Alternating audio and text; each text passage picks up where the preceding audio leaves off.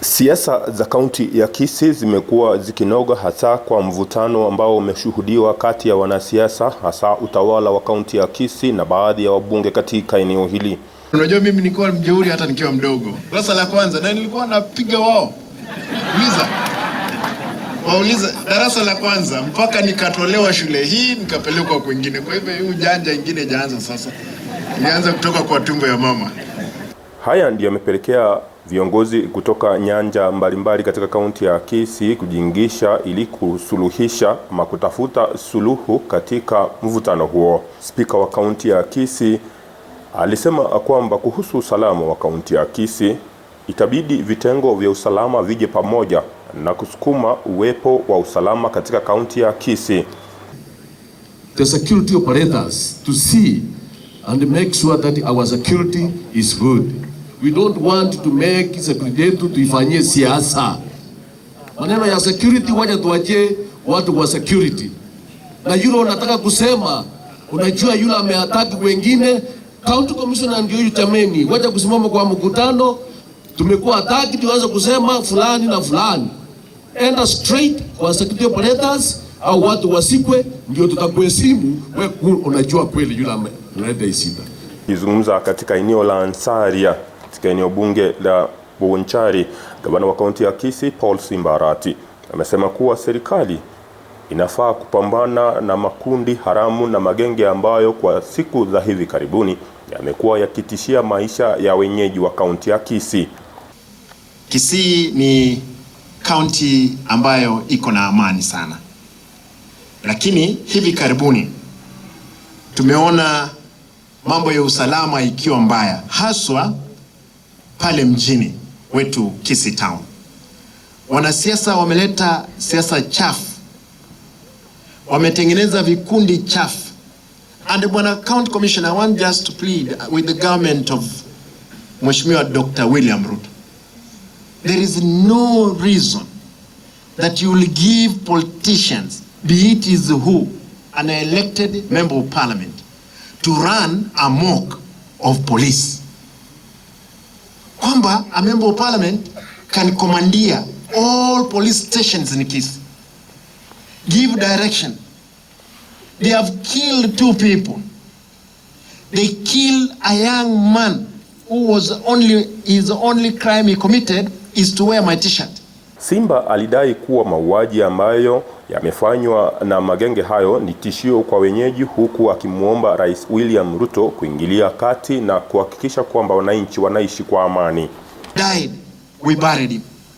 The day before yesterday, they killed another one in the name that this gentleman is closer to Simba.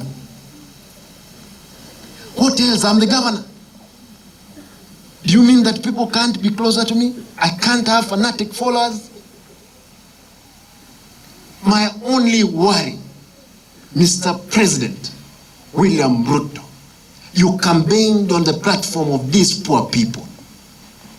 When one member of parliament ran amok of police, that askari akikamata mtu lazima apigwe transfer.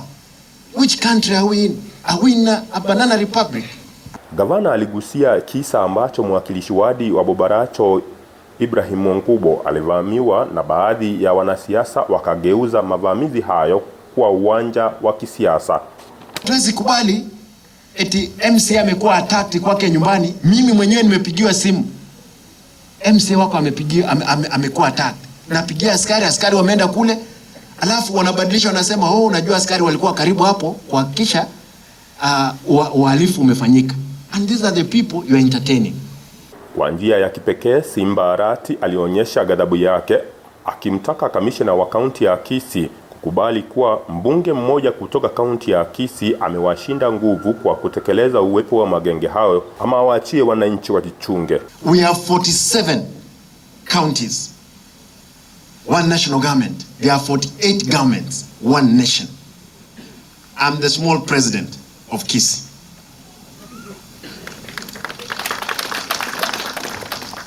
And I will not take her back. I can't look back. When my people are being killed by criminals who have been elected into National Assembly, is either you guys, and I want to plead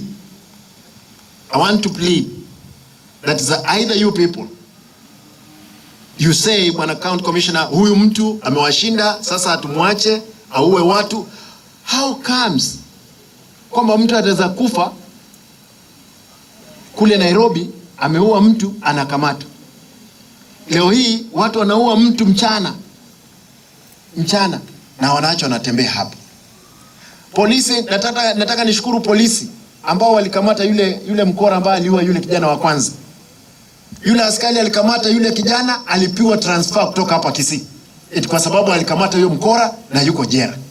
Kiongozi huyu alionya kuwa vitengo vya usalama vikishindwa, wananchi wataamua kujitetea kutokana na hatari iliyopo, akimnyoshea kidole cha lawama mbunge mmoja ambaye hakumtaja jina. Mimi nitaongea na wananchi na nitawauliza, tafadhali, siku nitawaita, tutaketi. Afadhali mimi nife wa kwanza kabla watu wangu hawajakufa. Siasa iko mbali. Hata kama kuna mtu anataka kufanya siasa, wafanye siasa ya amani. Wameanza propaganda nyingi. Simba hakuna vijana, there is no guns. And even in the mtandao wao wenyewe wamesema tumetengeneza killing squad. Wow, wametengeneza killing squad under the watch of DCI, the police. Na hii mitandao yote nyinyi mtaweza chunguza.